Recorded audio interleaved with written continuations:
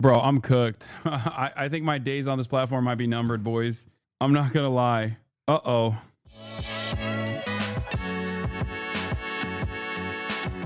Woke up this morning and let me tell you, hit the weights, hit some good weights actually. Here's your boy going for 9.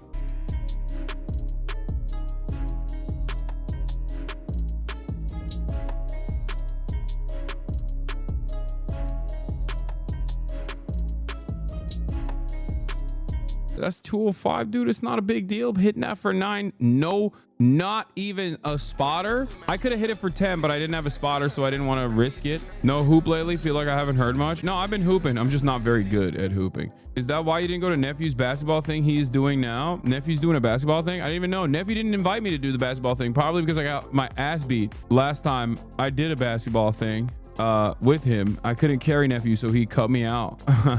I'm kidding. I actually don't know. I don't know what he's what Nephew's up to.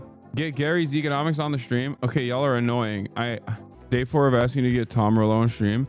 Dude, I think it's mad annoying when people come into this chat and they'll just be like, hey man, why don't you have Gary's economics on? Hey man, why don't you have Tom Morello on? Hey man, why don't you have Donald Trump on? I don't know how to respond to these questions because I have no capacity. Like, I don't have the capacity to have these people on. I would love to have them on. Why wouldn't I have them on? It doesn't make any sense when you guys literally keep saying, well, have this guy on, have that guy on. It's like, do you think I'm personally saying like, F you, Tom Morello, I don't want you anywhere near my stream? Or do you think I'm like not trying? Like, that'd be great. I just don't even know where to begin, where to start. Half these people that you literally want me to have on, I try, I attempt, it doesn't work. Have Phineas on you, himbo. He's about to leave for Europe. He is. That's why I was going to bring him to the Bernard rally, but he's like on his way to Europe right now. So this is how you begin the process of getting them on. We demand it. You yell at us. And if the drama is high profile enough, rumors get around that the person is pressured to respond to the idea. Yeah, don't try to like 5D chess move this. Okay. No, it doesn't work that way. Like, unless you have a direct line of communication with these people, these demands that you're making are ridiculous. They're falling on deaf ears, okay? Unless you have Tom Morello on speed dial and you're like, yo, why won't you go on the show, Tom? What's wrong, Tom? Don't talk to me about it, okay? Speaking of people who I can have on, however, Kneecap. Kneecap is at Coachella. I might go for the day is what I'm saying, for their next week's performance, potentially. I don't know. I've been talking... I've been trying to figure out what we can do. We got to figure out a way, dude. I think it'll be good. You're allowed to have fun, lol. This isn't like, this would be fantastic. It'd be fun, but it would also be literally for work as well. So we'll see. Oh, I forgot. I went on Steiny's podcast last night. I can't believe I forgot that. Yeah, personal news-wise, I went on Steiny's podcast. We talked a little bit about politics, but I talked about whatever he wanted to talk about for the most part. But interesting experience overall.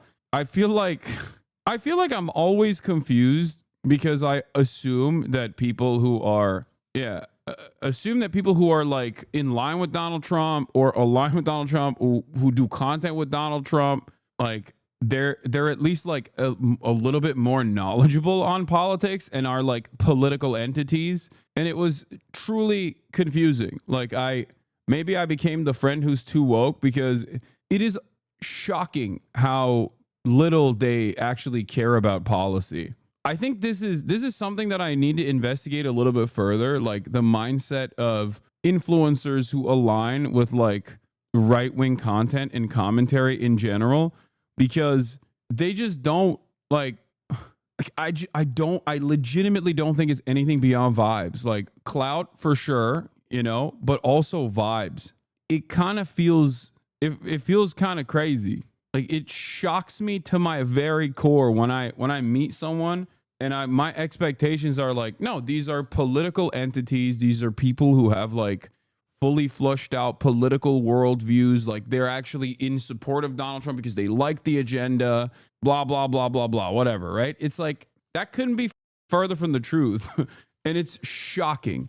Now, of course, the intent versus impact conversation takes a totally different, turns into a totally different experience in this circumstance. But it's like, I do think it's legitimately trend watching. And I guess that creates some opportunity. I don't know. Every time I meet someone like this and I'm just like, dude, I don't think you understand your impact. Like you've made people probably conservative, you know, like, but yeah, I want to talk about Adin Ross, who a couple days prior was reeling from the impact that this Trump tariff initiative had on his stocks. One day of the market turning green, and Adin Ross has a different attitude overall. The tariff shit is a really good thing. All these other countries got tariffs on us. Be patient. Let him fix the country. The country's sick. Let him take his medicine, and the country's gonna get fixed. How is this any different than what like Asmongold says? You know what I mean? How is this any different than what all of the smart economists say that are invested in defending Donald Trump? All you got to do is just repeat what Donald Trump is saying. That's it.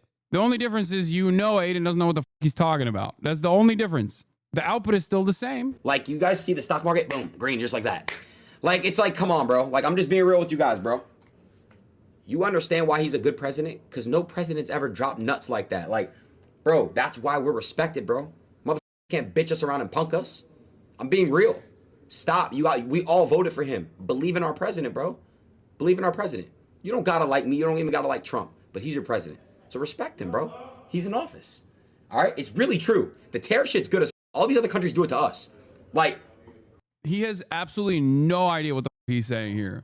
And I wanna maintain my position on this. Many people that try to go out and defend Donald Trump's actions here, they also don't know what the they're talking about. They are also completely oblivious.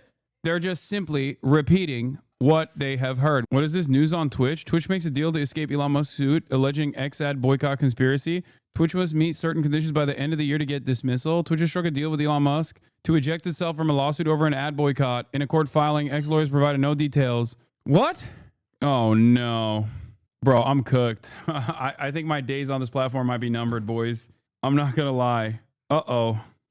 Elon Musk about to be like, hey, one of my main demands is that you ban HasanAbi Piker. Hey, yo, how much you want to bet you're getting banned as part of the deal? No, I don't think so. Nah, that would not happen. Listen, I have my own ways of pushing back, okay? Let's say Elon wages war against little old me. I will go to China. I will become the greatest white monkey that the Chinese government has ever seen. I will become the greatest regime-pilled propagandist of China to slowly but surely work my way as much as a non-Chinese can through the Politburo all the way to win favors in the highest office to basically destroy the Tesla facilities piece by piece, okay? I will collaborate with Benjamin Norton, and I will do everything in my power to become the Chinese party man with one singular purpose. One, obviously, to play a formative role in Chinese prosperity, Chinese century of prosperity, you know, inshallah. But also, secondly, to ensure that Elon Musk can never produce product out of China ever again if he were to come after me in this way. Catching up on content, the Phineas and Fear Pod and the Zohran interview were both fantastic. Dude, I have been pumping, dude. I've been pumping. Let me tell you something. I need to pump less. I've been pumping too hard.